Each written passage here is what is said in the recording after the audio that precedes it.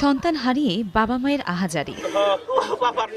গত ৮ মে বিকেলে আশুলিয়ার জামগড়া এলাকার নিজ বাড়ি থেকে বের হন কলেজ ছাত্র হৃদয়। এরপর থেকেই নিখোঁজ সে। একদিন পর মুঠোফোনে হৃদয়ের মায়ের কাছে ৫০ লাখ টাকা মুক্তিপণ দাবি করে অপহরণকারীরা। ১১ মে আশুলিয়া থানায় একটি সাধারণ ডায়েরি করে পরিবার, কিন্তু এক সপ্তাহ পেরিয়ে গেলেও খোঁজ না পাওয়ায় র্যাবের সহযোগিতা চান স্বজনেরা।